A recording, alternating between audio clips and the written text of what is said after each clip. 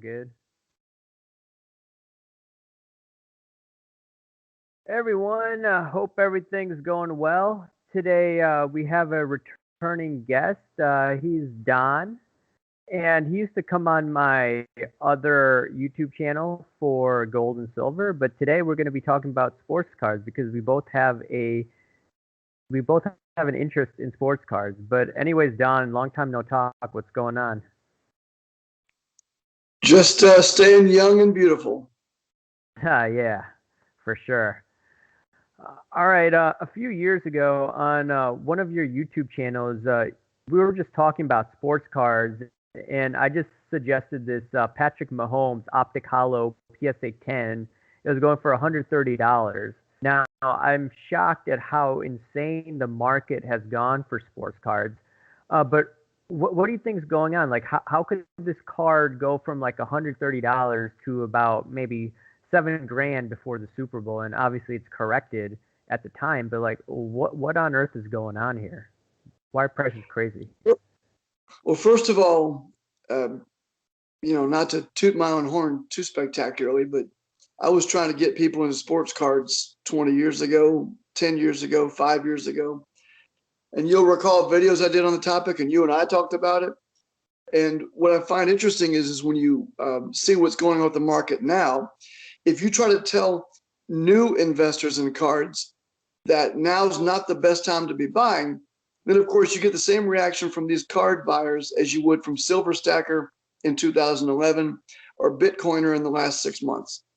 So it's always the same, it's never different. And before we talk about what is driving the market, I can tell you this much: when everybody you talk to is on the same side of the trade, and they all are, all the way down to the guys fighting over boxes at Targets and Walmarts, when they're on the same side of the trade as people like Mark Cuban, and then even sports stars like Kevin Durant, who are and others that are investing in cards, and it's might not be the top this year, but we're nowhere even remotely close to a buyer's market anymore. And this is very dangerous territory at the current prices for most cards. Yeah, the way that I see it right now is that the Federal Reserve, last year printed all this monopoly money and it's going into sports cards. And, Biden, is going to have a $1.9 trillion stimulus. So, I see still maybe 2, maybe 3 years max. But you're right. I think a lot of people buying now are going to get hurt. And I don't know if you've heard of NBA Top Shot. Have you heard of that? No. Yeah. What? No, no, I have. What was it? Was it you that told me about? Someone told me about that, and I thought that was a joke. But when I went to look at it, I realized that the people at the NBA and the people at these card companies, they recognize the gold mine sitting in front of them with fools who are ready to be parted with their money. It's amazing. They can literally now not even print cards, as you know, and they'll get people lining up to buy these cards. It's shocking. And to your point about the Federal Reserve, there's a factor that people don't realize or haven't thought about. The CARES Act has allowed people, millions of people, to not to pay their mortgages for the last year. And this has been extended, I think, until June or September. I mean, sometime later this year. So there are billions of dollars on top of the trillions being handed out right now that people aren't having to pay bills. And there's electric companies and gas companies and all sorts of utilities, and loans are being not called in, and people aren't being foreclosed on. And that's allowing people the dumb money to put their money into things like sports cards at really the wrong time in history to be doing that. I mean, again, I was buying sports cards from 1980 until about 10 years ago. See, that was a good time to buy, when no one wanted them and money wasn't so easy. Well, now that everyone's jumping on board because of the easy money and the Federal Reserve policies and the CARES Act and the mortgages being for the mortgage forbearances and things like that, this party will end. And when it ends, the crash is going to be absolutely spectacular. And no, I'm not saying it's today, but to your point about the Federal Reserve, this won't last forever. And when all the money starts going back into things like mortgages and paying on car loans and things like that, people will wish they'd had that money back and not sunk $55 a pack into Donruss optics. Yeah, I mean, speaking of Donruss optics, I see a lot of people throwing money into basketball and football. And you were around in the 1990s collecting heavily when there was that massive bubble, excess supply. And what I've noticed with these NBA cards, for the most part, is there's so much supply out there. The modern cards, I know, and you're making a great point. That if you talk, see, Rahul, I don't mean to interrupt you, but I want to, if can yeah, I go say ahead, something about go that? ahead, go ahead, go ahead.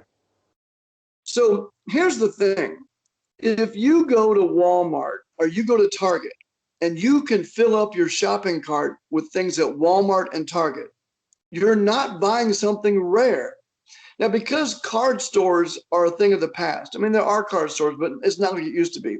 And because there aren't shows every weekend, there's a lot of people sitting in their basements right now thinking, man, I hit the jackpot because I went to Walmart or Target and I loaded up on these cards.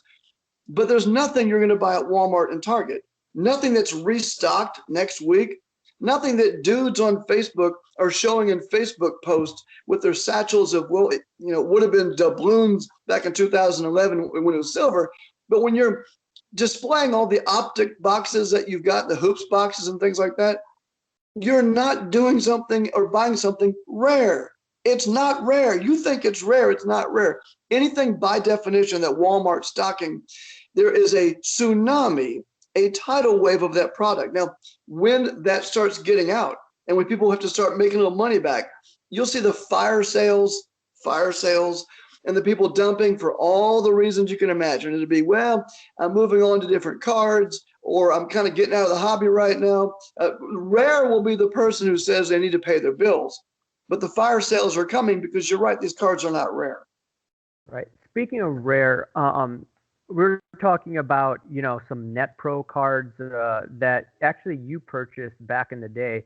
And I have this one Net Pro. I don't know if you can see it. It's a Rafael Nadal PSA 10. I think it's 2003. And right now, the population size is low, but I've seen a bunch of these cards right now on eBay. And, what I'm worried about is that there are probably going to be more PSA 10s coming about in the next year or so when PSA gets its act together. And I just fear that there will be a, excess supply in these PSA 10s, which will just Right. drive down the prices. And, besides the Fed, there's all this excess supply at PSA and BGS. Well, let me tell you something. Those 2003 Net Pros are relatively rare.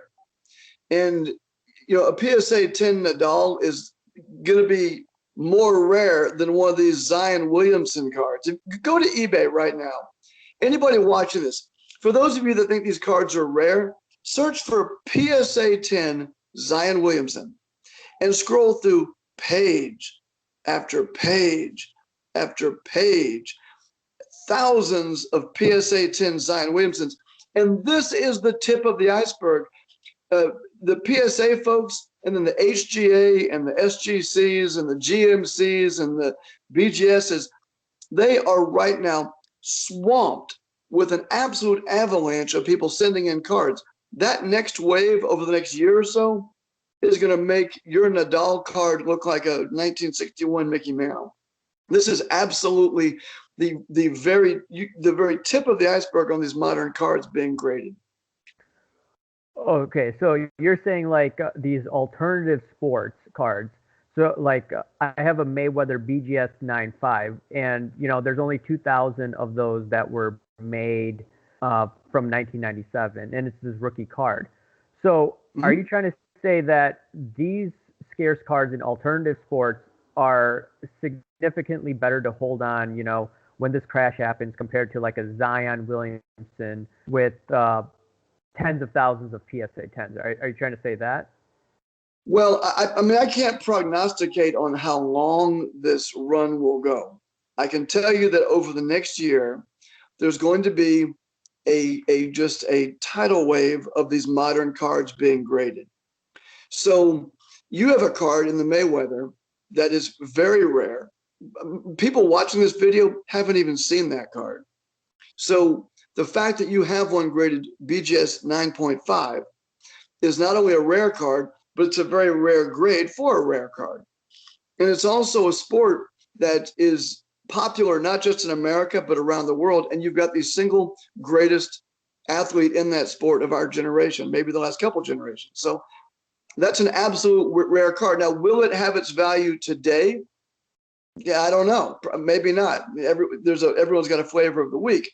But I'm saying if you're the guy out there and you want to invest in something, invest in things that other people don't know about.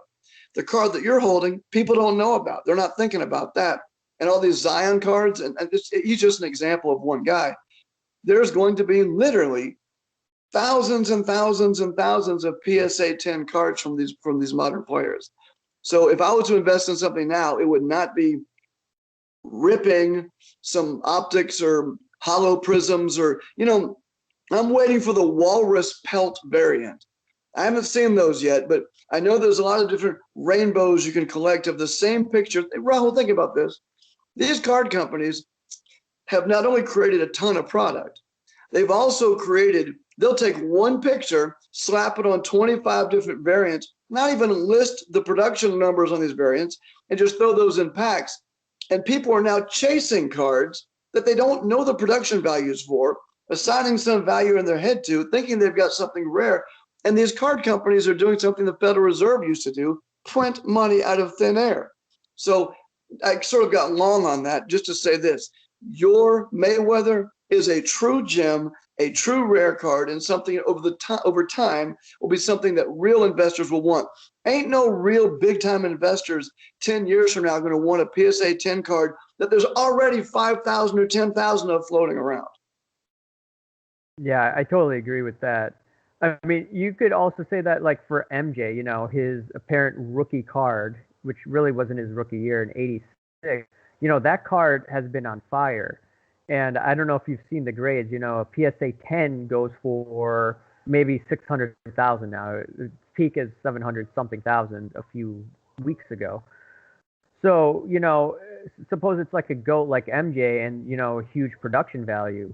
Do you see similar, crash in that?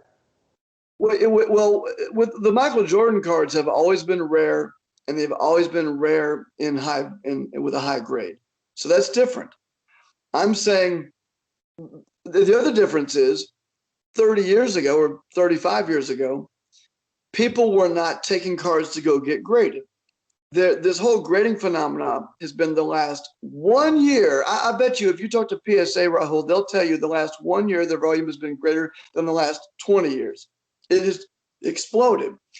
So what gives those rare cards the value is not only are they older and proven superstars like Michael Jordan, but they weren't graded. And by the time cards were being graded, there weren't a lot in high grade to be graded. And those cards weren't made with the exacting specifications that modern day cards are made to. So if you're buying modern cards that already have a premium priced in of players who are not even as old in years as the career of some of these Hall of Famers were, if that's what you're doing, you're rolling the dice. That's not the same thing as investing in a Michael Jordan card. So a Jordan card for 500,000 or 600,000, to me, is probably a much better investment than I saw. There was one guy today, Luka, what's his name? Luka Doncic. Yeah, he had a 1 of 1 card, I think, that sold for like 4.1 million. What? Okay. Wait, when did that happen? Well, someone posted it was a Panini. Panini posted this, and someone posted the link to it on Facebook today. But that kind of stuff is idiotic. You could get that guy to come to your house, wash your car, take your daughter to the prom, and then tattoo his name on your butt for that kind of money. And yet people are paying for these. It's just ludicrous. Yeah. And by the way, hold on, one more thing. I'm not some oldster. I'm not saying, those crazy kids and their dumb, crazy ideas. I have been investing in sports cards for the last 35 years. I'm just saying, if you're just jumping on board right now, this is not a buyer's market. And if you're taking your stimulus check and heading down to pick up some optics or prisms or tops or whatever you're getting right now, and you're paying triple, quadruple what they're charging at retail at Walmart, you're going to get burned. That's all I'm saying. I'm not saying that you can't invest in sport cards. Just a lot of this stuff is, like you already said, they've made so much of it. It's just unbelievable. And by the way, why wouldn't they? Why wouldn't they do it?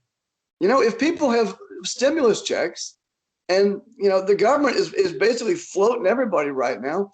If you're in one of these luxury categories, which is what these cards really are going to be called within about the next 6 months or so, and people have money to burn in their pocket, like you were saying earlier, okay, keep making them, keep printing them. But let me tell you what's coming over the next year.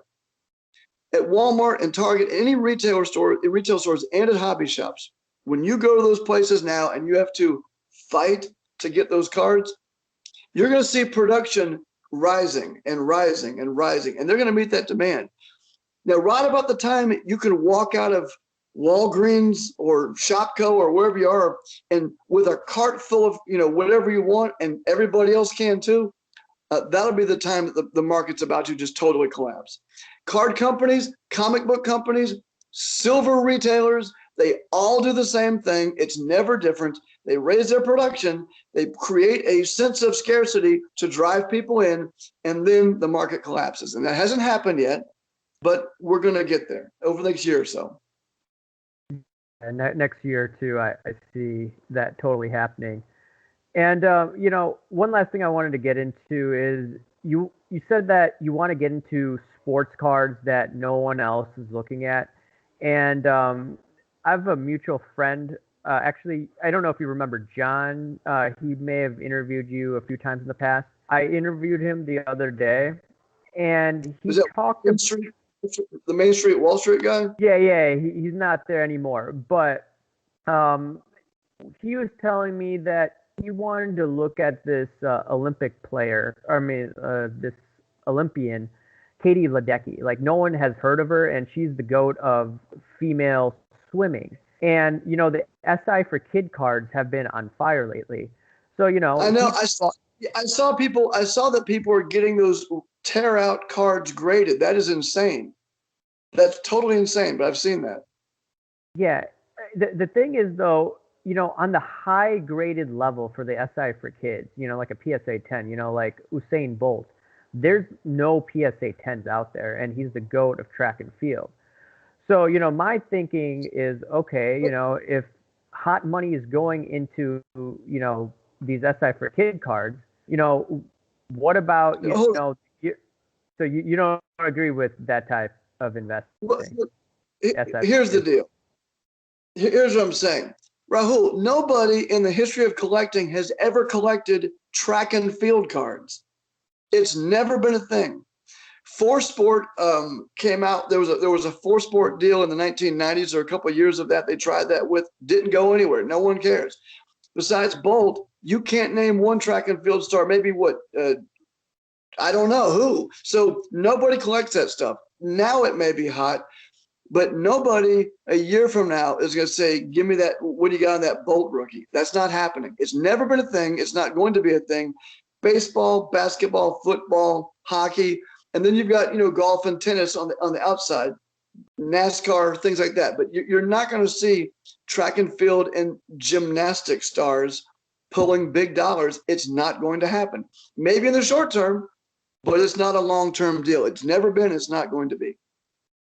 Yeah. The thing, though, is, you know, the Fed printing all this monopoly money. And, you know, later this decade, you know, after this crash, there's most likely going to be dollar devaluation. So, you know, people are going to, in my opinion, these investors are going to go into scarce cards. So that's where I'm going at with this. Okay. Well, I mean, it's possible, maybe, I guess, but I just don't see any way at all you're going to get. I'm looking for my power cord. My phone's about to go dead here. It's never been a thing. And, you know, Warren Buffett, you know, he's right. You want to invest in things you know about. You want to invest in things that have some sort of history. There is absolutely no history in people picking up, you know, gymnasts and Olympic folks. And I mean, there's just not enough money going around to justify that stuff in the long run. In the short run, okay, knock yourself out. But I wouldn't put a penny into a Usain Bolt card. Why not pick up jockey cards, you know, like Willie Shoemaker? You know, that's kind of rare too. You know, you could buy anything rare, but just because it's rare doesn't mean people are going to want it more than over the next 15 minutes. Now, I'd be very careful simply thinking that you found something because, you know, people are cutting up SI for kids and having that stuff graded. Let me tell you something. Another canary in the coal mine are all these grading companies popping up. And in whatever town you live in, when you start seeing more card stores opening up and all that, not a good sign. Not a good sign. And if they ever start having in-person shows again, and everyone brings their truckload of cards down to like sell to each other, people would realize just how much product is out there. It's going to be startling at some point. Yep.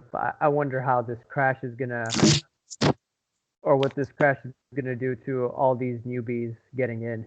Could be just like silver all over again from a decade ago. Yeah, well, you know what, Rahul? Here's the deal. All right. Sorry, my phone is falling over here. Yeah, no worries.